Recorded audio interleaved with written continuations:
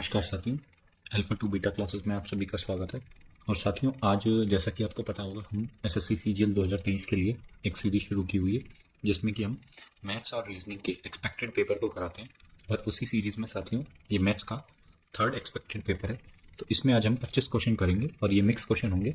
ठीक है, तो आगे बढ़ने से पहले मैं आपसे एक रिक्वेस्ट करता हूँ, अगर अभी तक आप हमारे टेलीग्राम चैनल पर नहीं जुड़े हैं तो आप हमारे टेलीग्राम चैनल को ज्वाइन कर सकते हैं। वहाँ पर आपको काफ़ी इन्फॉर्मेटिव पीडीएफ देखने को मिलती है। साथ ही साथ जो हमारी मंथली करंट अफेयर्स पीडीएफ होती है वो भी आपको यहाँ फ्री ऑफ कॉस्ट मिल जाएगी, तो उसको आप डाउनलोड करके पढ़ सकते हैं। और साथियों, ये जो करंट अफेयर्स पीडीएफ है ये आपको दोनों भाषाओं में देखने को मिलती है, हिंदी और इंग्लिश।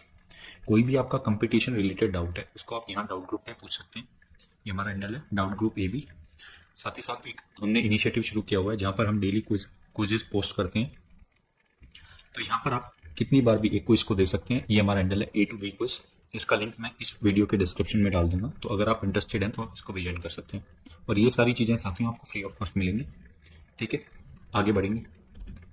इस क्वेश्चन को देखो, अब हम लगातार 25 क्वेश्चन करेंगे। और साथियों, इस पर्टिकुलर वीडियो का मैक्सिमम यूज करने के लिए आप पहले इन क्वेश्चनों को खुद से बनाने की कोशिश करेंगे, देन उसके बाद आप इसका सॉल्यूशन रेफर कर सकते हैं। ठीक है, और कमेंट में आप अपना स्कोर जरूर बताइएगा कि 25 में से आपके कितने क्वेश्चन ठीक बन पाए। तो ये हमारा पहला क्वेश्चन है, इसको देखें आप।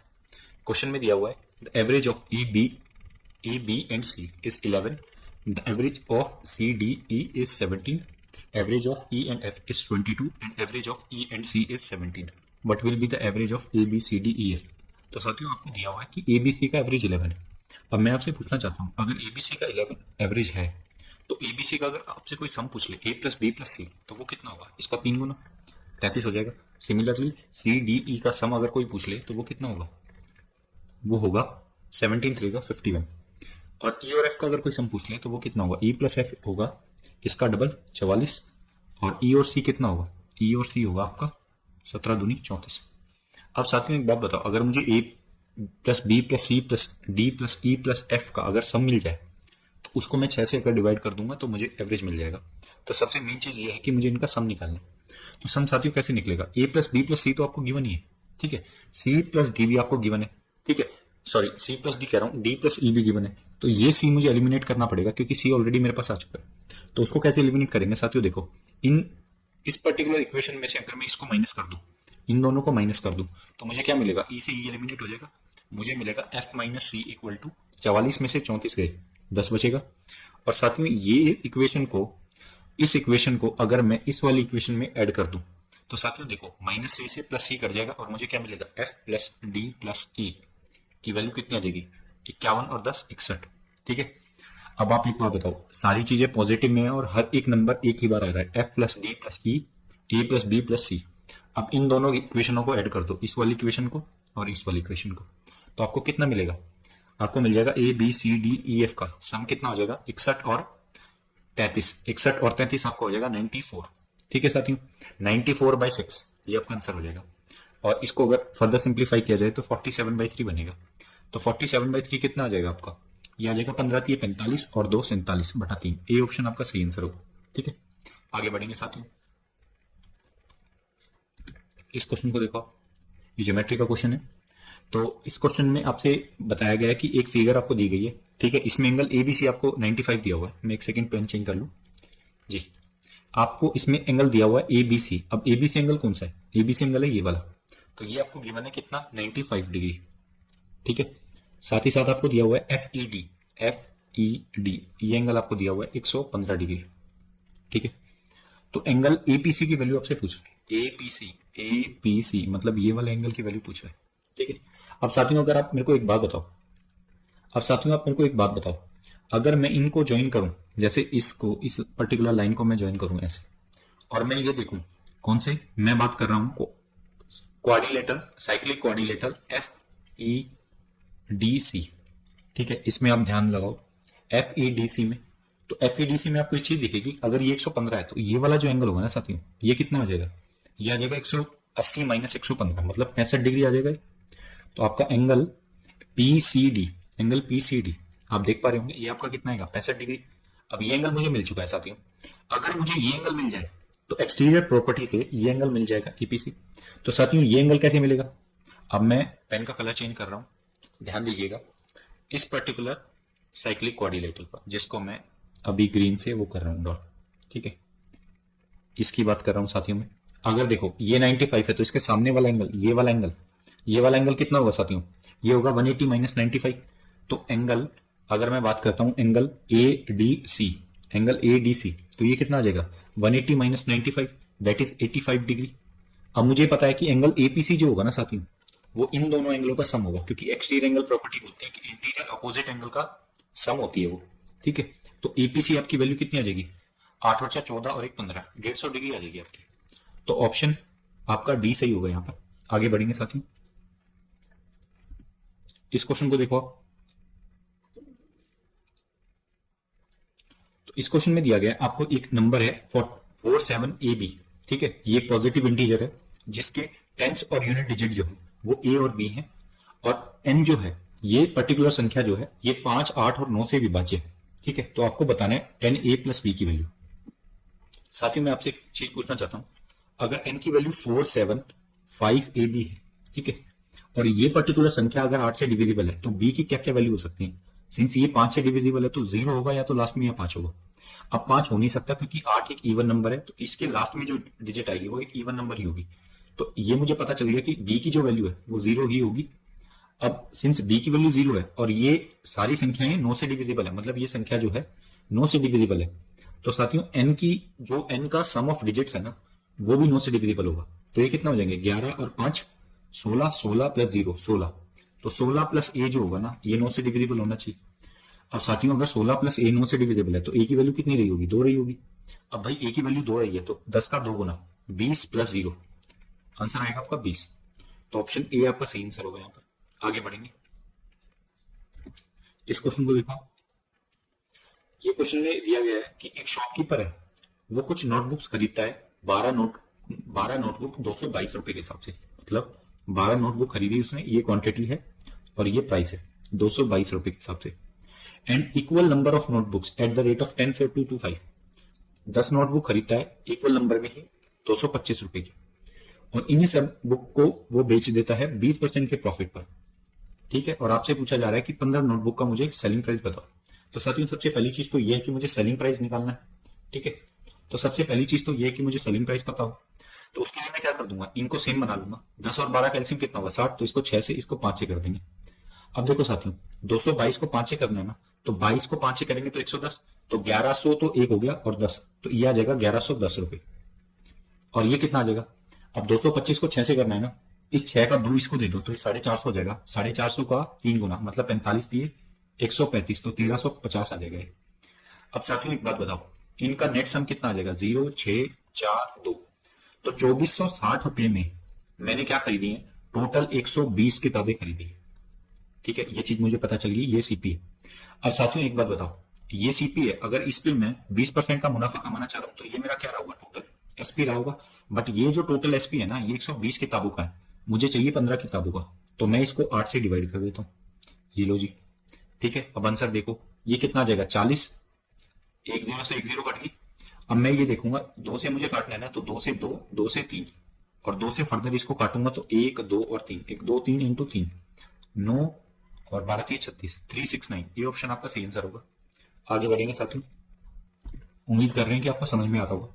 ये सिंप्लीफिकेशन का सवाल है, काफी सवाल पूछे जाते हैं सिंप्लीफिकेशन से भी, हाल फिलहाल का ट्रेंड चल रहा है ये सिंप्लीफिकेशन वाला, तो ये एक अच्छा क्वेश्चन है, ये आपको आना चाहिए।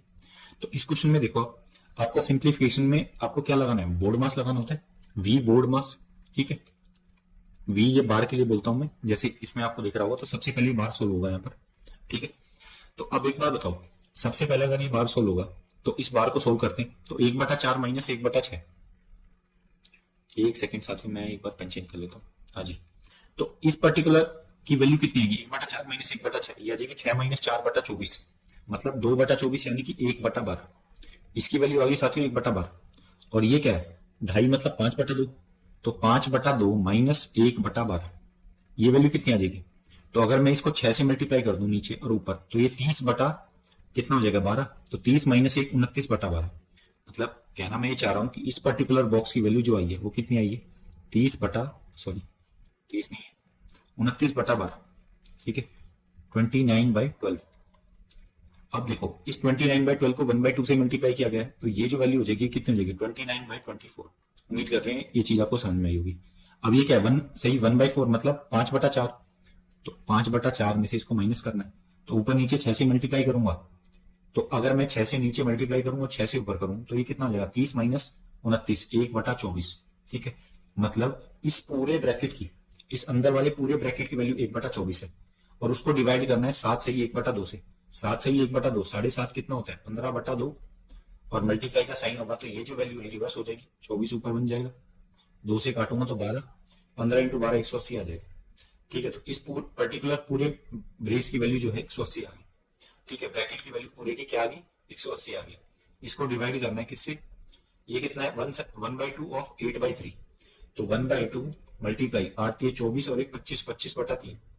ठीक है, अब इसका क्या आ जाएगा 25/6, और मल्टीप्लाई का साइन लगाऊंगा तो 6/25 हो जाएगा आपका। 5 से साथियों 5 पे, 5 से 36 पे, 36 इंटू 6। अब मेरे को एक बात बताओ, 36 का 216/5, ये आपका आ जाएगा 5 चौक 20, 16, 5 की 15.2, 43.2। ऑप्शन डी आपका सही आंसर है। आगे बढ़ेंगे साथियों, इस क्वेश्चन को देखो। ठीक है, इस क्वेश्चन को देखो, तो अगेन आपका सिंप्लीफिकेशन का क्वेश्चन है, और इसमें आपको एक सिंपल आइडेंटिटी यूज करनी है साथियों। ठीक है, आप पूछ रहा है कौन सा इसका सही आंसर होगा।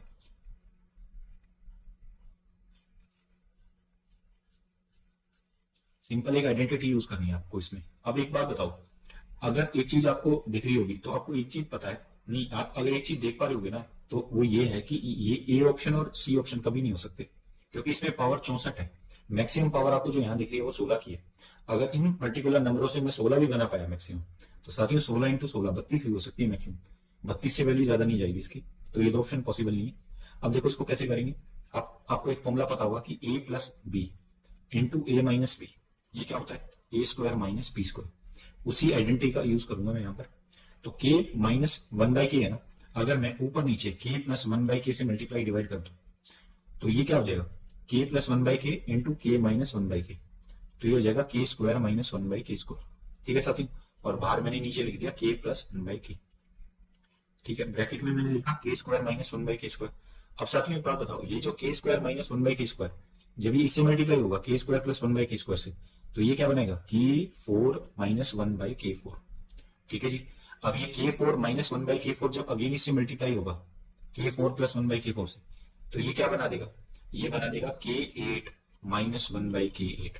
ठीक है, अब अगेन ये k8 प्लस 1/k8 से मल्टीप्लाई होगा, तो ये क्या बना देगा, ये बना देगा k16 माइनस 1/k16। ठीक है जी, अब ये k16 minus 1/k16, k16 plus 1/k16 से मल्टीप्लाई होगा, तो ये क्या बनेगा, ये बनेगा k32 माइनस 1/k32, और इसके नीचे क्या आ जाएगा k प्लस 1/k, जो ऑलरेडी हमने स्टार्टिंग में मल्टीप्लाई किया। ठीक है, तो ये ऑप्शन आपको कहां दिख रहा है k32 minus 1/k32 upon k plus 1/k, ये थर्ड ऑप्शन में दिख रहा है, तो सी ऑप्शन आपका सही आंसर है। आगे बढ़ेंगे साथियों, इस क्वेश्चन को देखो, ये रेस का क्वेश्चन है, और ये जो क्वेश्चन है ना साथियों, ये सीजीएल 2022-23 का क्वेश्चन है। ठीक है, अभी रिसेंटली पूछा गया है, इसमें रेसिस के काफी क्वेश्चन थे इस पर्टिकुलर एग्जाम में 2022-23 में, तो वो क्वेश्चन हमने इंक्लूड किए, तो इस क्वेश्चन को देखो आप कैसे करोगे। क्वेश्चन में क्या दिया हुआ है, in a linear race of 1000 metre A beats B by 50 metre और 5 सेकेंड, तो ए जो है ना वो बी को हराता है या तो 50 मीटर से या 5 सेकेंड से। What is the difference between the speed in metre per second of A and B. अब मेरे को एक बात बताओ, इस पर्टिकुलर स्टेटमेंट का मतलब आप समझते होगे कि अगर बी को 50 मीटर दे दिए जाए तो वो उसको 5 सेकंड में कवर कर लेगा, मतलब यहाँ से बी की जो स्पीड आएगी साथियों वो आएगी 50 मीटर बाय 5 सेकंड, मतलब 50 मीटर को 5 सेकंड में वो कवर कर लेगा। तभी तो वो ये कह रहा है कि अगर बी को या तो 50 मीटर से हराएगा या 5 सेकंड से हराएगा, तो यहाँ से सीधी बी की स्पीड निकल जाएगी कितनी 10 मीटर पर सेकंड। ठीक है जी, अगर आपको ये चीज समझ में नहीं आई हो तो इसको आप कमेंट सेक्शन में मेंशन कर दीजिएगा, मैं वहां पर इसको सॉल्यूशन आपको प्रोवाइड कर दूंगा। ठीक है, आगे बढ़ेंगे। अब देखो बी ने ये 10 मीटर पर सेकंड स्पीड आ गई बी की, मतलब क्या है कि जी इसका मतलब ये है कि अगर 1000 मीटर की रेस बी से दौड़ाई जाए तो बी उसको 100 सेकंड में पूरा करेगा। और अगर ये कह रहा है कि ए जो है वो बीट करता है बी को 1000 मीटर रेस में 5 सेकंड से, 5 सेकंड से अगर वो बीट करेगा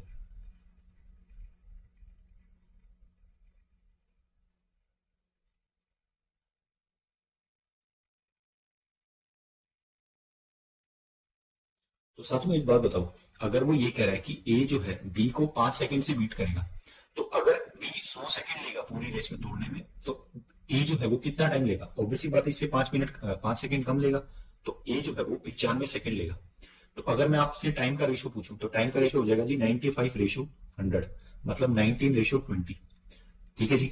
तो स्पीड का जो रेशो होगा, क्योंकि सिंस डिस्टेंस सेम है, तो वो हो जाएगा 20/19। अब मुझे ये पता है कि 19 की रियल वैल्यू मुझे पता है कितनी है, 10 मीटर पर सेकेंड। तो यहाँ से मुझे निकालना क्या था? डिफरेंस निकालना था ना इन दोनों का। तो इनका डिफरेंस 1 यूनिट है, तो 1 यूनिट की वैल्यू कितनी होगी? वो होगी 10/19, और यही मेरा सही आंसर होगा। तो डी ऑप्शन आपका सही आंसर है। आगे बढ़ेंगे, इस क्वेश्चन को देखो। क्वेश्चन में दिया गया है there are 3 taps A B and C in a tank. These tap can fill the tank in 10 hours, 20 hours, 25 hours. At first, all 3 taps are open together. After 2 hours, tap C is closed. A and B keep running. After 4 hours from the beginning, tap B is closed. The remaining tank is filled by tap A alone. ठीक है। Find the percentage of work done by tap A itself. अब साथियों कुछ नहीं है, ये थोड़ी statement आपको घुमा दी है, बट ये सवाल आसान है। कैसे? अब आप एक बार बताओ, जैसे अगर मैं बोलूं कि ए बी सी 3 टैप है, और ये 10 घंटे में भरती है, ये 20 घंटे में, और ये 25 घंटे में, तो इनका एलसीएम कितना आ जाएगा? एलसीएम आ जाएगा 100। मतलब इसको टाइम जो लग रहा होगा वो 4 घंटे लग रहे होंगे भरने में, इसको 5 घंटे और इसको 10 घंटे। ठीक है जी। अब मैं एक टाइम वो बनाता हूँ, टाइम लाइन बनाता हूँ। सबसे पहले आपने 2 घंटे तक इनको साथ चलाया।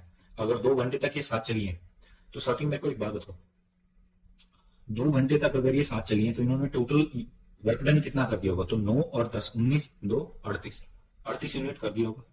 इसके बाद इसने बोला है कि सी को बंद कर दिया जाता है 2 घंटे बाद, और इसने बोला है कि ए और बी को ना बिगिनिंग से 4 घंटे तक चलाया जाता है। मतलब यहाँ पर वो 2 घंटे और चली होंगी ए और बी, तो 2 घंटे में 15 और 2 30 यूनिट काम और कर दिया होगा। अब ये जो बचा हुआ काम है ना साथियों, ये केवल अकेला ए करेगा। तो बचा हुआ काम कितना है? 38, और ये आप एक बार बताओ, 38 और 30, 68। तो मतलब ए ने यहाँ पर कितना काम किया? 32 यूनिट। ठीक है जी। अगर ए ने यहाँ 32 यूनिट काम किया है, तो ए ने यहाँ पर काम कितना किया होगा? तो यहाँ पर ये टोटल 4 घंटे चली है, तो 4 घंटे में उसने 40 यूनिट और कर दी होंगी। तो आप एक बार बताओ, अगर कोई बंदा 72 यूनिट काम कर रहा है आउट ऑफ 100, तो परसेंटेज तो आउट ऑफ 100 ही देखी जाती है ना, तो उसने 72% काम कर दिया होगा। तो डी ऑप्शन आपका सही आंसर है। आगे बढ़ेंगे साथियों, इस क्वेश्चन को देखो आप, ये काफी अच्छा सवाल है। ये सीजीएल 2022 प्री में पूछा गया था सवाल। ज्यादातर सवाल जो है इसमें वो सारे मैंने प्रीवियस ईयर डाले हैं, ठीक है, ताकि एक आपकी अच्छी प्रैक्टिस हो पाए प्रीवियस ईयर की। तो इस क्वेश्चन में आपसे पूछा गया है, इसको सिंप्लीफाई करना है। और पहले बतानी है, जब एक्स की वैल्यू 14 है, जब एक्स की वैल्यू 14 इसमें रखी जाएगी, तो आपका आंसर क्या आएगा? साथियों देखो, इसको सबसे बेस्ट इसका तरीका है, इसको आप ये निकाल लो कि इसमें आपकी यूनिट डिजिट क्या बनेगी। सिंस सभी की यूनिट डिजिट ऑलमोस्ट सेम है इन 2 ऑप्शनों को छोड़ के, तो अगर मैं यूनिट डिजिट देखूं, तो 4 की पावर 4 करते हैं, तो आपको पता है 4 की पावर 4 की यूनिट डिजिट जो होगी वो 6 आएगी, माइनस 15 इंटू 4 की पावर। अब देखो 4 की कितनी भी पावर रख लो, पावर अगर नंबर 4 जो है वो इवन है, उसकी कितनी भी पावर रख लो, तो जो यूनिट डिजिट आएगी वो हमेशा इवन रहेगी, और इवन नंबर को 5 से मल्टीप्लाई करने के बाद यूनिट डिजिट 0 बनेगी। सिमिलर इज द केस यहाँ पर भी यूनिट डिजिट 0, और यहाँ पर भी यूनिट डिजिट 0, और ये तो ऑलरेडी 0 है। तो साथियों एक बात बताओ, इससे कोई फर्क पड़ेगा? 0, तो 6 माइनस 0 6। तो आपकी आंसर की यूनिट डिजिट क्या आनी चाहिए थी? 6 आनी चाहिए थी। तो डी ऑप्शन आपका सही आंसर। ठीक है, इस तरीके से भी आप इसको कर सकते हो। आगे बढ़ेंगे, इस क्वेश्चन को देखो, ये रेशियो का क्वेश्चन है। क्वेश्चन में दिया गया है A varies directly as the positive square root of B. तो ए डायरेक्टली प्रोपोर्शनल है to the square root of B. ठीक है, तो इसकी जगह पर एक तो ये चीज होगी। इसके बाद आपको क्या दिया है? N inversely as the cube of C, और इनवर्सली प्रोपोर्शनल है क्यूब ऑफ सी के। अब इस प्रोपोर्शनलिटी का, अगर इस प्रोपोर्शनलिटी का ये सिंबल हटाएंगे, तो यहाँ पर एक क्या लगाना पड़ेगा? कांस्टेंट। तो मैंने के लगा दिया constant, root of b by c cube. अब आपसे दिया गया है अगर ए 15 है, तो साथियों ए 15 है इंटू के, वहां पर बी की वैल्यू क्या है? 27। 27 का अगर मैं क्यूब रूट लूंगा, सॉरी स्क्वायर रूट लूंगा, तो वो कितना आ जाएगा? 3 रूट 3 आ जाएगा। ठीक है जी, अपॉन में सी का क्यूब। सी का क्यूब कितना होगा? 8। अब यहां से के की वैल्यू कितनी है? 15 × 120/3 रूट 3 इक्वल टू के, या फिर मैं बोल सकता हूं ये 40, तो 40/√3। के की वैल्यू आ गई मेरी 40/√3। ठीक है, मुझे निकालनी क्या है? Then find b when a = 9 and c = 2। A की वैल्यू 9 दी हुई है, के की वैल्यू मुझे पता ही है, रूट ऑफ बी अपॉन सी का क्यूब, 2 का क्यूब 8, 8 से ये घटेगा 5 पे, और ये कितना आ जाएगा मेरा, ये आ जाएगा 9√3/5, ये रूट बी की वैल्यू है। तो साथ ही जब दोनों साइड स्क्वायर किया जाएगा तो ये आ जाएगा 81 into 3 243 upon 25 equal to b. तो ऑप्शन बी सी आपका सही आंसर होगा। आगे बढ़ेंगे, इस क्वेश्चन को देखो। इसमें दिया गया है कि 19 की पावर 31 प्लस 14 की power 31 is divided by 11, then the remainder is, remainder आपसे पूछ रहे हैं। तो साथियों एक बात बताओ, अगर मैं इसको डिवाइड करता हूं, तो इस पर्टिकुलर सवाल को अगर आप देखोगे तो इसमें पावर जो है आपकी कैसी है, ऑड, और आपको पता होगा कि a की पावर n प्लस b की पावर n, और वहां पर n अगर ऑड है तो ये नंबर हमेशा a प्लस b से डिविजिबल होगा। ठीक है, क्यों, आप किसी n की छोटी वैल्यू के लिए रख के देख लो कि भाई अगर a cube plus b cube होता है तो उसमें एक बाहर कॉमन फैक्टर आता है a प्लस b। ठीक है, इस तरीके से भी आप सोच सकते हो। तो यहाँ पर ये मुझे पता चल गया कि ये जो नंबर होगा ना, इसकी जो फॉर्म होगी, ये नंबर 33 से कटेगा, क्योंकि 19 प्लस 14 कितना होगा, 33। अगर ये 33 से कट रहा है तो ये श्योरली किससे कटेगा, 11 से कटेगा, और 11 से कटेगा तो इसका जो रिमाइंडर आएगा वो क्या आएगा, 0। ठीक है, इसको आप दूसरे तरीके से भी कर सकते थे, जैसे भाई 11 से अगर ये नंबर कट रहा है तो इसका जो रिमाइंडर आ रहा होगा वो क्या आ रहा होगा, इसका रिमाइंडर कितना आ रहा होगा, मैं बोल सकता हूँ कि इसका रिमाइंडर आ रहा होगा -3 की पावर 31, और इसका रिमाइंडर क्या आ रहा होगा, इसका रिमाइंडर आ रहा होगा +3 की पावर 31। नेट रिमाइंडर क्या हो जाएगा, 0 हो जाएगा। इस तरीके से भी आप कर सकते थे। ठीक है, तो जैसा आपको सही लगे अप्रोच आप फॉलो करो। इसमें देखो, ये जो क्वेश्चन है ये अगेन CGL 2022 प्री का सवाल है। इस क्वेश्चन में दिया गया कि Raghav went to a shopping mall. कुछ नहीं है साथियों, ये बस स्टेटमेंट थोड़ी बड़ी कर देते हैं ताकि बच्चे को थोड़ा ये लगे कि ये सवाल में थोड़ा दम है, बट ये सवाल बहुत आसान होते हैं। अब हम स्टेटमेंट को पढ़ेंगे कि Raghav went to a shopping mall to purchase clothes. ठीक है, ही हैड 2 कूपन्स, उसके पास 2 कूपन थे जिसमें डिस्काउंट 2 टाइम पे दिए जा रहे थे। तो पहले कूपन में क्या डिस्काउंट था कि टोटल डिस्काउंट मिलेगा आपको 30% का। ठीक है, जो भी आपकी टोटल अमाउंट बैठेगी। दूसरे कूपन में क्या था भाई, दूसरे कूपन में था कि he will get 80% of on the price of the costliest shirt. सबसे महंगी शर्ट पे आपको 80% तक का डिस्काउंट मिल जाएगा if he buys at least 3 shirt. तो अगर वो 3 शर्ट खरीदता है तो उनमें सबसे महंगी जो शर्ट होगी उस पर उसको 80% का डिस्काउंट मिल जाएगा। ये कहना चाह रहा है सेकंड कूपन। ठीक है, what is the price at which Raghav can purchase 3 shirts at minimum price if the prices of the shirt are this and this। तो वो आपसे पूछ रहा है कि भाई उसका सेलिंग प्राइस मिनिमम बनाना है, तो वो कौन से कूपन को फॉलो करेगा। ठीक है, और उसकी वैल्यू क्या रही होगी selling price, minimum selling price की। ठीक है, तो साथियों एक बात बताओ, पहले अगर मैं ये केस मान के चलता हूँ कि भाई उसने नेट पे 30% डिस्काउंट लिया, तो नेट इनकी कितना आ जाएगा, इनका सम कितना आ जाएगा, तो 12 और 15 27, 27 और 13 40, 4,000 तो एक हो गया, 50 और 40 90, 90 और 75, 90 और 75 165। तो साथियों 4,000 और 165 4165 आ गया आपका, 4165 आ गया नहीं आ गया।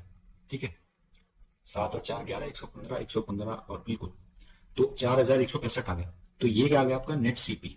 अब इस पे 30% डिस्काउंट देना है। ठीक है, सीपी बोल लो या एमपी बोल लो नेट। ठीक है, अब इस पे मुझे क्या देना है, 30% डिस्काउंट देना है। 30% अगर मैं इस पे डिस्काउंट दूंगा तो साथियों मैंने इसको बेचा कितने में होगा, मैंने बेचा होगा इसको 70% में। ठीक है, तो इसका 70% निकाल लेंगे 4165/7/10। ठीक है, साथ से जब मैं मल्टीप्लाई करूंगा तो ये अप्रोक्स कितना जाएगा, ये अप्रोक्स जाएगा अपना 2829 के आसपास। ठीक है, अब हम ये चेक करेंगे कि जब वो 80% ऑफ दे रहा है एक महंगी शर्ट पर, तब उसका जो सेलिंग प्राइस है वो कितना बैठ रहा है। उसके बाद ही हम इसको प्रॉपर सोल्व करेंगे। ठीक है, ताकि हमारी कैलकुलेशन बच पाए। तो देखो, अब इसमें अगर सबसे महंगी शर्ट देखें तो ये वाली है, दूसरी वाली, तो 1540 की ये जो शर्ट होगी ये उसको कितने की पड़ जाएगी भाई, वो इसको 20% ही तो बचेगा बस, मतलब 80% तो उसने ऑफ ही दे दिया, तो उसने उसको 20% पे बेचा हुआ, मतलब 1/5 पे। तो इसको सॉल्व करूंगा तो 5 15 08 308 में बेचा हुआ। अब साथियों ये बताओ कि 12 और 13 का सम कितना आ गया, 12 और 13 आ गई आपकी 25, 25 और 25 26, 2625, 2625 इनका सम। ठीक है जी, 2625 और 308 की ये शर्ट होगी, 308 की ये शर्ट होगी तो आपका कितना बन गया, ये 2900 और 25 और 8 33, 2933 बन गया आपका। ठीक है, अब मैं ये देखना चाह रहा हूँ कि सबसे सस्ती चीज क्या हो सकती है। भाई देखो, यहाँ पे ये जो वैल्यू होगी ना, ये 2900 के आसपास तो होगी, बट वो एग्जैक्ट वैल्यू यहाँ पर हमें कैलकुलेट करनी पड़ेगी। अब तो कर लेते हैं उसको। ठीक है, तो ये कितना आया, 7 5 35 3 42 और 3 45 4 7 1 7 और 4 11 कैरी 1 28 और 1 29। अब आप देख पा रहे होंगे साथियों, ये जो वैल्यू है ना 2900 15.5 है, इससे कम है, मतलब सही वैल्यू होगी ये वाली, ये ऑप्शन आपका सही आंसर है। आगे बढ़ेंगे, इस क्वेश्चन को देखो, ये भी एक अच्छा सवाल है पेरीमीटर पर। ठीक है, तो इसमें आपको दिया गया है the perimeter of a triangle whose sides of integral values is equal to 13। ठीक है, मतलब कहना ये चाह रहा है आपसे कि एक ट्रायंगल का पेरीमीटर जो है जिसकी इंटीग्रल साइड्स है, ठीक है, इंटीजर में जिसकी साइड है उसकी जो पेरीमीटर की वैल्यू है वो 13 है। तो आपसे पूछा है ऐसे कितने ट्रायंगल पॉसिबल है। तो साथियों आपको एक बात पता होगी कि अगर आपको पेरीमीटर दिया होता है, ठीक है, और आपसे पूछता है नंबर ऑफ ट्रायंगल्स, तो इसके लिए दो फॉर्मूले आपको पता होंगे। एक होता है ग्रेटेस्ट इंटीजर फंक्शन, अगर एन की वैल्यू ऑड है तो greatest integer function of p plus 3 का होल स्क्वायर बाई 48। ठीक है, और ये बाहर ग्रेटेस्ट इंटीजर फंक्शन लिखा हुआ, इसका मतलब मैं आपको बाद में समझाऊंगा। और अगर n इवन है तो साथियों आपका फॉर्मूला बनता है ग्रेटेस्ट इंटीजर फंक्शन इस p का स्क्वायर अपॉन 48। ठीक है, जहां पर p क्या होगा आपका पेरीमीटर। ठीक है जी, अब यहां पर देखो सिंस हमारा पेरीमीटर क्या है ऑड है, तो हम फॉर्मूला यूज करेंगे 13 प्लस 3 का होल स्क्वायर अपॉन 48 का ग्रेटेस्ट इंटीजर फंक्शन। तो ये आ जाएगा 16, 16 एक 16 से ये 3 पे कट जाएगा और आपका 16/3, मतलब जो कि आ जाएगा 5.33। ठीक है जी, अब 5.33 का ग्रेटेस्ट इंटीजर फंक्शन अगर मैं कैलकुलेट करता हूं तो नीचे वाली वैल्यू देता है, नीचे वाली वैल्यू मतलब 5 ही दे देगा आपको। तो ऑप्शन डी आपका सही आंसर होगा इस केस में। आगे बढ़ेंगे, इस क्वेश्चन को देखो, ये प्री 2022 का क्वेश्चन है। तो इसमें आपसे बोला गया है कि सोल्व द फॉलोइंग सीरीज 100 का स्क्वायर माइनस 99 का स्क्वायर प्लस 98 का स्क्वायर अप टू माइनस 11 का स्क्वायर। तो साथियों देखो इसमें आइडेंटिटी क्या लगाऊंगा मैं, ए स्क्वायर माइनस बी स्क्वायर। तो एक बार इनको जोड़ेंगे, एक बार इनको माइनस करेंगे, और हर नंबर में अगर आप देखें तो जब इन दोनों को माइनस किया जाएगा तो 100 माइनस 99 एक बचेगा। तो उस एक का तो कोई फायदा नहीं है, बट यहाँ पर जो 100 प्लस 99 है, ठीक है, अगला क्या बनेगा, अगला बनेगा प्लस 100, 100 नहीं आएगा, 98 प्लस 97। ठीक है, अगला क्या आएगा उससे 97 प्लस 96 अप टू ऐसे ही चलता जाएगा, लास्ट में बनेगा 12 प्लस 11। ठीक है जी, तो ये अगर आप ध्यान से देखें तो ये एक सीरीज नहीं बन गई है, वही कॉन्जिक्यूटिव नंबर है, उल्टे लिखे हुए 100 से लेके 11 तक। तो 100 से लेके 11 तक कितने नंबर होंगे, 100 माइनस 11 89 प्लस 1 90, 90 नंबर नहीं। तो इनका सम क्या होगा 90/2 bracket 100 plus 11 first term plus last term तो 111। ठीक है जी, तो 45 इंटू ये हो जाएगा, तो लास्ट में एक तो अपना ये आएगा क्या 5 और नंबर होगा 9 का मल्टीपल, तो 9 कट गया 8 5 13, 13 और 4 17, ये तो नहीं है, यही आंसर है। ठीक है, तो सी ऑप्शन आपका सही आंसर होगा। आगे बढ़ेंगे, इस क्वेश्चन को देखो, आपको बोला गया है find the standard deviation of data if coefficient of fraction, coefficient of variation and mean of data is 20 and 45। तो साथ में एक फॉर्मूला बताना चाहता हूं, छोटा सा लिख लीजिएगा अगर आपको नहीं पता है तो। कोफिशिएंट ऑफ वेरिएशन जो होता है ना, इसका फॉर्मूला होता है that is equal to standard deviation upon mean into 100। ये याद रखिएगा साथियों फॉर्मूला, ये काफी हैंडी होगा जब आप क्वेश्चन करेंगे। तो कोफिशिएंट ऑफ वेरिएशन आपको कितना दिया हुआ है 20, 20 इक्वल टू इसको x मान लेता हूँ, मीन कितना दिया हुआ है 45 इंटू 100, 20 से ये 5 पे कटा, 5 से ये 9 पे कटा, x की वैल्यू 9। ठीक है जी, तो सही आंसर मेरा 9, सी ऑप्शन। इस क्वेश्चन को देखो साथियों, इस क्वेश्चन में क्या दिया हुआ है, तो इस क्वेश्चन में आपको दिया हुआ है कि cos pi minus A into cot pi by 2 plus A into cos minus A upon 10 pi plus A 10 3 pi by 2 plus A sine 2 pi minus A. इसकी सिंप्लीफाइड वैल्यू आपको बतानी है, यह कौन सी किसके इक्वल होगा ये। ठीक है, सिंप्लीफाइड वैल्यू इसकी बतानी है आपको। तो साथियों एक बात बताओ, अगर मैं लिखता हूं कि cos ऑफ पाई माइनस ए, अब ये जो चीज है ये कौन से क्वाड्रेंट में आएगी, पाई माइनस ए कौन से क्वाड्रेंट में आएगा, पाई माइनस ए आएगा आपका सेकंड क्वाड्रेंट। सेकंड क्वाड्रेंट में cos नेगेटिव होता है और सिंस पाई का है तो फंक्शन आपका चेंज नहीं होगा, तो ये आएगा माइनस cos ए। ठीक है, इसका देखो cot पाई बाई 2 प्लस ए, ये आपका जाएगा सेकंड क्वाड्रेंट में, और cot है तो ये cot का क्या बन जाएगा 10, क्योंकि पाई बाई 2 का है, तो ये आ जाएगा माइनस का 10 पाई बाई 2 माइनस का 10 ए। ठीक है, और cos ऑफ माइनस समथिंग हमेशा cos पॉजिटिव देगा, तो ये cos ही रहेगा अपॉन। ठीक है, और ये माइनस दिया साथियों, ये माइनस है एक्चुअली में ऐसे, और ये मल्टीप्लाई हो रहे हैं आपस में। ये 10 पाई प्लस ए, ये क्या है पाई प्लस ए मतलब थर्ड क्वाड्रेंट, थर्ड क्वाड्रेंट में 10 क्या होगा पॉजिटिव, तो ये 10 का 10 ही देगा। इसको देखो 10 3 पाई बाई 2 प्लस ए, ये जाएगा आपका फोर्थ क्वाड्रेंट में, फोर्थ क्वाड्रेंट में 10 नेगेटिव, तो माइनस कॉट ए मिलेगा, और साइन 2 पाई माइनस ए, ये फोर्थ क्वाड्रेंट रहेगा साइन नेगेटिव, तो साइन माइनस ए। ठीक है, 2 माइनस आपके ये कट जाएंगे। ठीक है, साथ ही साथ टेन ए से टेन ए कट गया। कोट ए, कोट ए क्या होता है भाई, कॉस ए बाई साइन ए। ठीक है, अब ये जो साइन नीचे है ये ऊपर वाले साइन ए को काट देगा, कॉस ए से कॉस ए कट जाएगा, आंसर आपका आएगा कॉस ए। ठीक है, तो आपका सी ऑप्शन सही। आगे बढ़ेंगे, इस क्वेश्चन को देखो। इसमें दिया गया है P and Q are two alloys of aluminum and copper. The ratio of aluminum and copper in P and Q are in the ratio of 5:11 and 3:5. तो मैं बना लेता हूँ दो एलोय P और Q। ठीक है, और रेशियो आपसे दिया गया है एल्यूमिनियम इस टू कॉपर का, तो P में जो है वो 5:11 है और इसमें है 3:5। ठीक है, आपसे बोला गया कि इन दोनों एलोयस को 1:3 में मिलाया जाता है।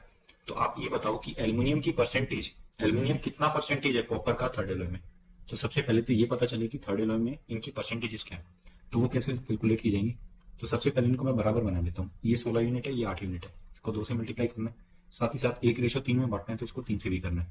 ठीक है, तो नेट में मुझे इसको 6 से करना पड़ेगा। तो मेरी जो फाइनल रेशो बनेगी एल्यूमिनियम कॉपर की थर्ड एलोय में, तो वो क्या होगी, एल्यूमिनियम 5 प्लस 6 इंटू 3 18, रेशो ये कितना है 11 प्लस आपका 6 पंजे 30, तो मेरी फाइनल रेशो बनेगी 23:41। और आप एक बात बताओ, एल्यूमिनियम इसका कितना परसेंटेज होगा, तो वो होगा 23/41 इंटू 100। अब आप एक बात बताओ, अगर ये नंबर 41 ना होकर 46 होता, 41 ना होकर 46 होता, तो एग्जैक्ट क्या हो जाती है 50%। और सिंस 46 से छोटा नंबर है और डिनोमिनेटर अगर छोटा होगा तो ओवरऑल फ्रैक्शन की वैल्यू क्या होगी 50 से बड़ी होगी। तो पहली बात है ये आपका आंसर जो है वो 50% से बढ़ाएगा, तो ये ऑप्शन नहीं हो सकता, बी ऑप्शन नहीं हो सकता। अब देखो इसका 10% कितना है 4.1, और इसका 50% मतलब इसका आधा अगर मैं लगाना चाहूँ तो वो कितना हो जाएगा 20.5। तो साथ ही एक बात बताओ, 20.5 तो इसका 50% हो गया। ठीक है, और इस पर्टिकुलर ये जो चीज है ये क्या है 10% की वैल्यू है ना। तो अगर मैं आपसे ये पूछूं कि आप मेरे को केवल 5% की वैल्यू बता दो, 5% की वैल्यू क्या होगी, लगभग 2 पॉइंट समथिंग के आसपास होगी। ठीक है, 2.05 के आसपास होगी शायद। तो साथ ही एक बात बताओ, अगर मैं इसमें 2.5 भी जोड़ दूं, अगर मैं इसमें 2.5 जोड़ूं, जब जाके ये जो नंबर है ना कितना होगा, जब जाके नंबर कितना होगा जी, ये जाके नंबर आपका 23 बनेगा। ठीक है, बट यहां पर मुझे क्या चाहिए, मुझे तो इसके 5% से वैल्यू बड़ी चाहिए, क्योंकि 5% में तो ये सरेगा नहीं, 5% से बड़ी वैल्यू जाएगी, 5% से बड़ी वैल्यू जाएगी, तो एक ही ऑप्शन है डी। आगे बढ़ेंगे, क्योंकि 63 तो बहुत बड़ी वैल्यू हो जाएगी साथियों। ठीक है, इस क्वेश्चन को देखो। इस क्वेश्चन में दिया गया अ पर्सन बोरोड 2000 रुपए at 5% annual simple interest repayable in 3 equal annual instalment, what will be the annual instalment. तो सिंपल इंटरेस्ट पे क्या है, आपको इंस्टॉलमेंट देनी है। तो मैंने मान लिया कि भाई पहले साल में इसने 100 रुपए दिए होंगे, दूसरे साल में भी 100 दिए होंगे, तीसरे में भी 100 दिए होंगे। मान लो अगर ये पैसा ये 100 साल जो सेकंड साल में दिए ये इस थर्ड साल में ही देता, तो यहाँ पर इसको क्या देना पड़ता, 1 साल का इंटरेस्ट देना पड़ता, मतलब 5 रुपए एक्स्ट्रा देने पड़ते। ये 100 रुपए ये थर्ड ईयर के एंड में देता, तो यहाँ पर इसको 2 साल के ब्याज देना पड़ता, मतलब 10 रुपए एक्स्ट्रा देने पड़ते। अब मेरे को एक बात बताओ, यूनिट में ये टोटल आपका डेट कितना हो गया, 315 यूनिट। ठीक है, और इस 315 यूनिट की वैल्यू किसके इक्वल रखूंगा, तो इसकी रियल वैल्यू जो होगी ना मेरे भाई वो 2000, ये जो है ना ये 2000, ये तो प्रिंसिपल अमाउंट है। अगर मैं ये कहता हूँ कि 3 साल बाद अगर ये अमाउंट देखा जाए कि 3 साल बाद ये कितना हो जाएगा, तो इस पे 15% ब्याज लगा लो, क्योंकि 5% की 3 साइकिल बनेगी, तो 15% मतलब 2000 का 15% 300 रुपए, तो 2300 रुपए जो है वो आपका नेट डेट हो जाएगा। तो यहाँ से एक यूनिट की वैल्यू कितनी आ जाएगी 2300 बटा 315। आपसे क्या पूछी गई थी, इंस्टॉलमेंट पूछी गई, तो इसको 100 से मल्टीप्लाई कर लो, तो ये कितना आ जाएगा भाई 5 63, 5 इसका आधा 46 और एक 0 चिपका दी, तो ये आ जाएगी 46,000 बटा 63, ये आंसर आएगा आपको। तो इसको मैं चेक करूंगा यूनिट डिजिट की सहायता से। अब देखो भाई, अगर मैं ये ऑप्शन को उठाऊं तो 3 पंजे 15, तो ये नंबर बनेगा लास्ट में 50, और ऊपर 10 है तो ये 60 बन जाएगा, बट मुझे तो लास्ट में 2 0 चाहिए, ये पॉसिबल नहीं है। बी ऑप्शन पे आओ, तो ये कितना आएगा 3 3 90 90 आएगा, और ऊपर क्या है 10, तो लास्ट में आपकी 2 0 बन गई, हो सकता है कि ये ऑप्शन हो। सी को देखो, 3 चौक 12, ये बनेगी 20, 20 और 11, ये तो वैसे ही लास्ट डिजिट इसकी 1 आ रही है, और इसकी लास्ट डिजिट 2 आ रही है, तो ये दो ऑप्शन तो वैसे ही नहीं हो सकते, आपका सही आंसर है बी। ठीक है, आगे बढ़ेंगे। इस क्वेश्चन को देखो, इस क्वेश्चन में आपको दिया गया है कि in a company there are only 2 types of employees, workers and officer. तो भाई एक कंपनी में या तो केवल आपको क्या देखेंगे, वर्कर देखने को मिलेंगे या आपको ऑफिसर देखने को मिलेंगे। 35% of the employees are officer. अगर 35% एम्प्लॉय ऑफिसर है तो साथियों एक बात बताओ, अगर ये 35% है तो ये बचे हुए कितने हैं, 65। मतलब इनका जो रेशियो है वो है 7:13। ठीक है जी, एक चीज तो ये क्लियर हुई। साथ ही साथ मुझे ये दिया गया है 35% of the employees are officer and the average monthly salary of an officer. Officer की जो एवरेज मंथली सैलरी है वो कितनी है, 39,000 more than the combined average monthly salary of an employee. तो अगर मैं बोलूं, देखो मैं इस पर्टिकुलर क्वेश्चन को किससे करूंगा, मिक्सचर एलिगेशन से। तो अगर मैं बोलता हूं कि एवरेज सैलरी टोटल एम्प्लॉयज की है, ठीक है, तो जो ऑफिसर है उसकी सैलरी होगी के प्लस 39,000। ये चीज क्लियर होती है। और इसके साथ साथ आपको दिया हुआ है what is the difference between the average monthly salary of an officer and worker. तो ऑफिसर और वर्कर की एवरेज सैलरी में, मंथली एवरेज सैलरी में आपको डिफरेंस पूछा है। तो साथियों मेरे को एक बात बताओ, के से एक वैल्यू बड़ी है ना ये, तो यहाँ पर जो वैल्यू आएगी वो के से छोटी नहीं होगी, और इन दोनों का डिफरेंस यहाँ पर लिखा जाता है तो ये 39,000 है। तो साथियों आपको एक चीज दिख रही होगी, 13 की वैल्यू 39,000 है, मतलब इसका 3 गुना किया हुआ है। तो यहाँ 7 का 3 गुना अगर मैं करता हूँ तो कितना लेगा, 21,000। और ये जो वैल्यू आएगी साथियों ये कितनी आएगी, ये आएगी के माइनस 21,000। ठीक है, अब आपसे पूछा क्या था, इन दोनों का डिफरेंस ही तो पूछा था, तो इन दोनों का डिफरेंस बता दो भाई। 39 माइनस माइनस 21, तो ये हो जाएगा 39 और 21 कितने हो गए, ये हो जाएगा 60। तो आपका ऑप्शन बनेगा सी। सी ऑप्शन आपका सही आंसर है कि इनका जो डिफरेंस होगा वो कितना है, 60,000। आगे बढ़ेंगे, इसको सुनो, देखो इसमें दिया हुआ है कि एक 7 डिजिट का नंबर है 52A6B7C। ठीक है, ये नंबर 33 से विभाज्य है। आपसे पूछ रहा है एबीसी अगर प्राइम नंबर है तो मैक्सिमम वैल्यू बता दो 2A plus 3B plus C की। तो साथियों एक बात बताओ, अगर मैं नंबर लिखता हूं 52A6 और B7C, ठीक है जी, ये मैंने नंबर लिख दिया। अगर ये नंबर 33 से डिविजिबल है तो साथियों एक बात बताओ, ये 3 से भी कटेगा और 11 से भी। तो 11 का डिविजिबिलिटी रूल क्या बोलता है भाई, ये तो बोलता है कि ऑड प्लेसेस पे जितने डिजिट हैं और इवन प्लेसेस पे जितने डिजिट हैं उन दोनों का सम करो, उनका डिफरेंस देखो, या तो वो 0 होगा या 11 का कोई मल्टीपल होगा। तो 5 प्लस ए प्लस बी प्लस सी, तो 5 प्लस ए प्लस बी प्लस सी, ये तो एक प्लेस पे आया, माइनस 2 6 8 8 और 7 15, माइनस 15। ठीक है, अब साथ में ये वैल्यू क्या आएगी, ए प्लस बी प्लस सी माइनस 10 बने। अब ये जो वैल्यू है ना साथ में, ये 3 से भी कटनी चाहिए और 11 से भी। तो या तो ये वैल्यू 0 हो सकती है, या ये आपकी और क्या हो सकती है, अगर 3 11 से कटनी है तो या तो 21 होगी, 21, बट 21 ये जो है 11 से नहीं कटेगी, तो ये वैल्यू या तो ये वैल्यू 0 होगी या ये वैल्यू 33 होगी, ठीक है, या 66 होगी वैसे। अब आप एक चीज देखो, ए प्लस बी प्लस सी की मैक्सिमम वैल्यू कितनी लिख सकते हो अगर ये डिजिट है तो। साथियों ए प्लस बी प्लस सी मैक्सिमम आपके 9 हो सकते हैं, तो इंडिविजुअली अगर ये 9 है तो कंबाइंड में ये 27 हो जाएंगे, तो 27 माइनस 10 17 मैक्सिमम वैल्यू हो सकती है यहाँ पर। तो ये 33 ऑप्शन से बाहर हो गया, तो यहाँ पर जो वैल्यू बनेगी वो आपकी 0 बनेगी। तो मतलब यहाँ से एक चीज क्लियर हुई कि ए प्लस बी प्लस सी का जो सम है वो 10 है। ठीक है साथियों, अब ए प्लस बी प्लस सी का सम 10 है, तो आप एक बार बताओ, अगर मुझे मैक्सिमाइज करना है इस चीज को 2A प्लस 3B प्लस सी, तो यहाँ पर मैं बी की वैल्यू मैक्सिमम रखूंगा क्योंकि इसके साथ कोफिशिएंट बढ़ा है। तो बी को मैक्सिमम मैं क्या रख सकता हूँ, तो मैं मान के चलता हूँ कि अगर मैं बी को 7 मान लू, ठीक है, तो 7 के केस में मुझे इसको 2 मानना पड़ेगा, इसको 1 मानना पड़ेगा, बट एक प्राइम नंबर होता नहीं है तो 7 नहीं रखा जा सकता। 7 से नीचे जो नंबर आएगा वो क्या है, वो 5 है। तो अगर मैंने बी को 5 माना तो इसको मैं क्या मान सकता हूँ, इसको मैं मानूंगा साथियों 3 और इसको मैं मानूंगा 2। अब देखो 3 5 8 और 2 10, ठीक है, और यहाँ पर मैं इसको 2 और इसको 3 क्यों नहीं माना, तो देखो इसके साथ इसका 2 मल्टीप्लाई हो रहा है, तो यहाँ पर जो वैल्यू अगर मैं 3 ए की मैक्सिमम मानता हूँ तो 2 से मल्टीप्लाई होगी और बड़ी वैल्यू रही होगी। ठीक है, मतलब 2 इंटू 2 4 होगा और 2 इंटू 3 6 होगा, तो 3 रखनी चाहिए की वैल्यू बजाय 2 की। ठीक है, ये रीजन था। तो अब रख दो 2 3 6 प्लस 3 इंटू 5 15 प्लस 2 15 और 6 21 और 2 23, तो 23 आपका सही आंसर होगा, ऑप्शन ए आपका सही आंसर है। आगे बढ़ेंगे, ये एक अच्छा सवाल था साथियों। ठीक है, और एक रिक्वेस्ट है आप लोगों से, अगर आपको कंटेंट अच्छा लग रहा है और आपको लग रहा है कि चैनल से मुझे कुछ इन्फॉर्मेशन, अगर आप चैनल पर नए हैं तो आप चैनल को सब्सक्राइब कर सकते हैं। ठीक है, आपके एक लाइक से वीडियो के इंप्रेशन जो है वो काफी बढ़ जाते हैं और वीडियो काफी वाइडर ऑडियंस तक पहुंच पाती है। तो आपसे एक रिक्वेस्ट रहेगी कि आप वीडियो को लाइक भी कर दो, ठीक है, और अपने दोस्तों के साथ इसको शेयर कर दिया करो। इस क्वेश्चन को देखो आप, इसमें दिया गया the radii of the ends of a frustum of a cone 7 centimetre high are 5 centimetre and 3 centimetre, find volume correct to 1 decimal place. ये भी सीजीएल प्री का क्वेश्चन है 2022 का। प्री 2022 का क्वेश्चन है, ठीक है। तो एक बात बताओ साथियों, ये तो सीधा फॉर्मूला मुझे पता होना चाहिए, वो क्या है, pi H by 3 bracket R square plus R into R, और आपको पता होगा फर्स्ट टर्म ऑफ कौन है।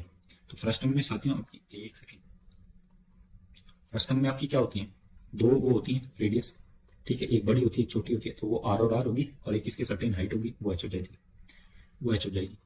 तो अगर मैं यहाँ रखता हूँ 22/7 इंटू एच 7, और आर का स्क्वायर 5 का स्क्वायर प्लस 3 का स्क्वायर प्लस 5 3 15, तो साथियों ये 7 से 7 कट गया, 22 ब्रैकेट,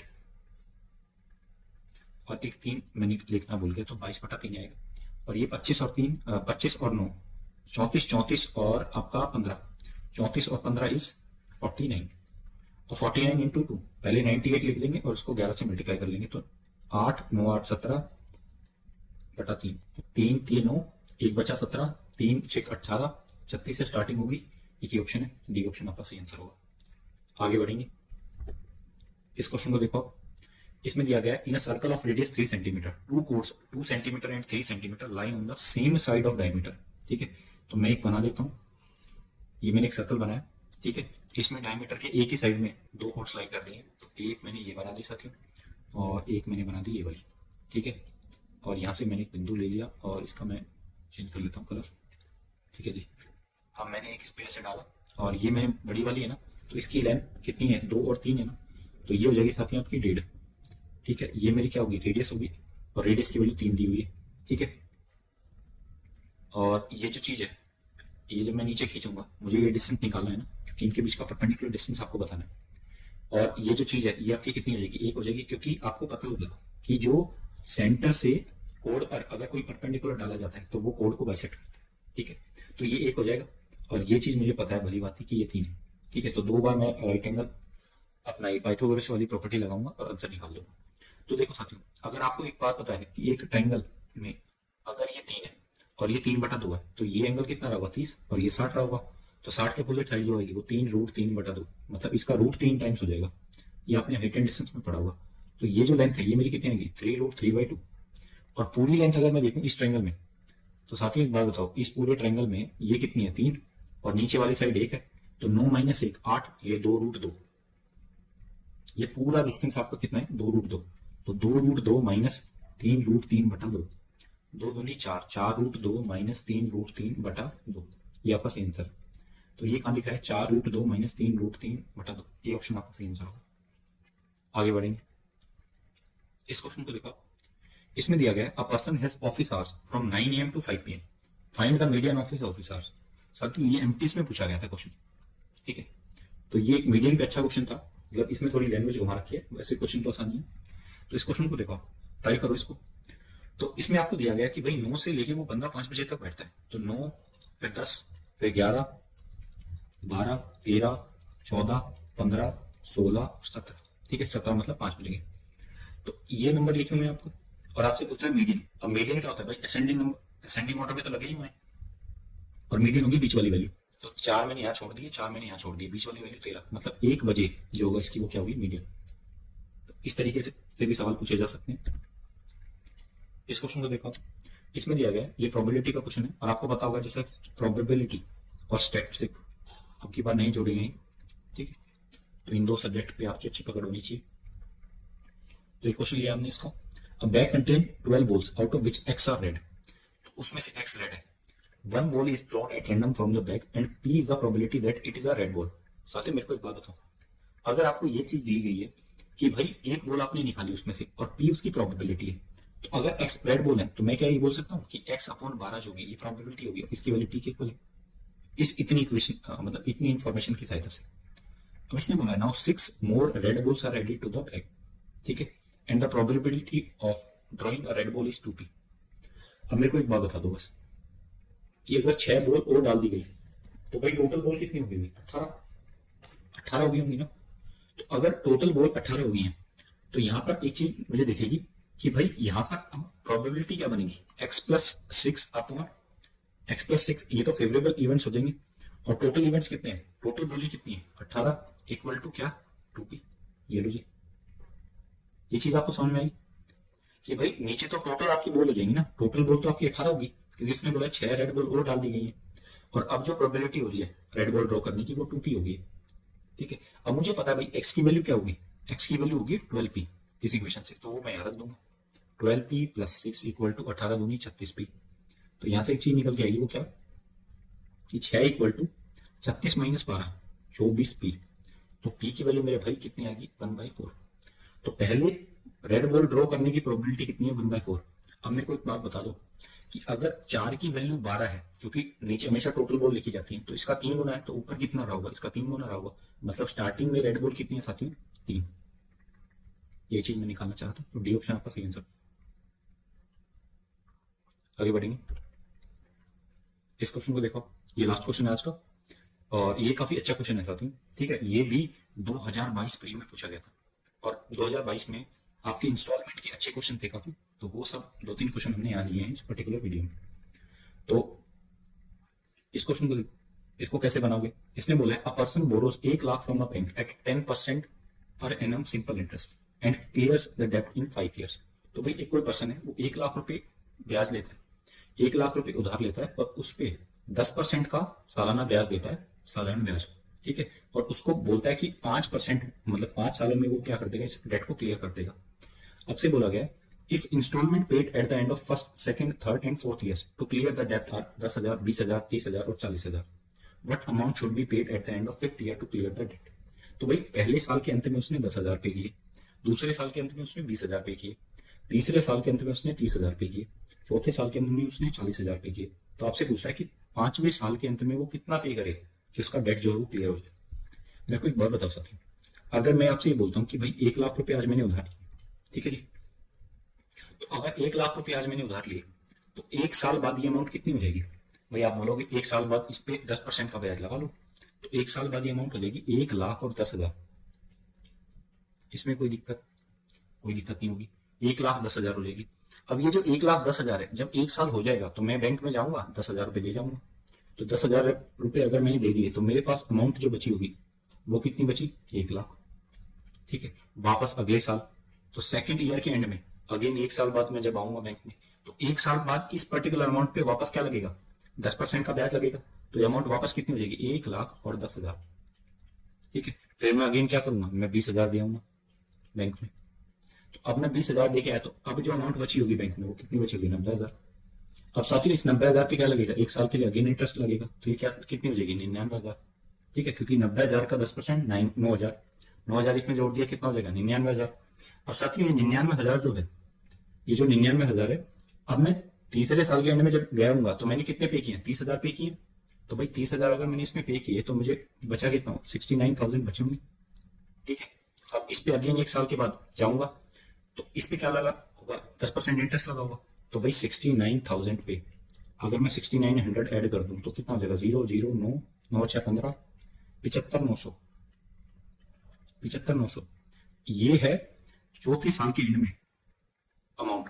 अब चौथे साल के एंड में अमाउंट मैंने इसमें 40,000 पे कर दिए, तो 40,000 अगर मैंने इसमें पे कर दिए तो ये अमाउंट जो बची होगी वो बची है 35,900। बट ध्यान देना साथियों, अगर मैं आपको ये बोलूं कि मैंने केवल 35,900 पे करने हैं 5वें साल के एंड में, तो वो चीज गलत होगी, क्योंकि 5वें साल के एंड में 1 साल का तो पीरियड बचा हुआ है ना अभी, तो यहाँ पर ही तो पे करोगे आप। तो यहाँ पर जो आप अमाउंट पे करोगे वो 35,900 तो होगी, साथ में इस पे 10% इंटरेस्ट भी तो पे करोगे 1 साल का, तो वो कितना होगा, वो होगा 3590। तो 0,9,9,5,14 8 और 1 9 39,490। ठीक है, ये अमाउंट आप पे करोगे और ये आपको दिख रही है ए ऑप्शन में, तो ए ऑप्शन आपका सही आंसर होगा। तो इतनी अमाउंट अगर आप 5वें साल के एंड में पे करोगे तो आपका डेट जो है वो पूरा क्लियर हो जाएगा। उम्मीद करते हैं कि ये अच्छा सवाल आपको समझ में आया होगा। अगर ऐसा है तो आप वीडियो को क्या कर सकते हैं, लाइक कर सकते हैं। ठीक है, अगर आपको सेशन इन्फॉर्मेटिव लगा है, ये हमारा टेलीग्राम चैनल है अल्फा टू बीटा क्लासेस, इसको आप ज्वाइन कर सकते हैं। यहाँ पर आपको हमारी सारी पीडीएफ देखने को मिलती है, साथ ही साथ कोई इंपॉर्टेंट अनाउंसमेंट हमें करनी होती है तो उसको हम यहीं पर पोस्ट करते हैं। और अगर आपको कोई भी सुझाव है तो उसको आप कमेंट सेक्शन में मेंशन कर सकते हैं, अपने दोस्तों के साथ इसको शेयर कर सकते हैं। और अगर साथियों आप चैनल पे नए हैं तो आपसे एक रिक्वेस्ट है कि आप चैनल को सब्सक्राइब कर सकते हैं। ठीक है, आज के लिए इतना ही, जल्दी हम और भी कंटेंट के साथ आएंगे, तब तक के लिए अपना ख्याल रखें। जय हिंद।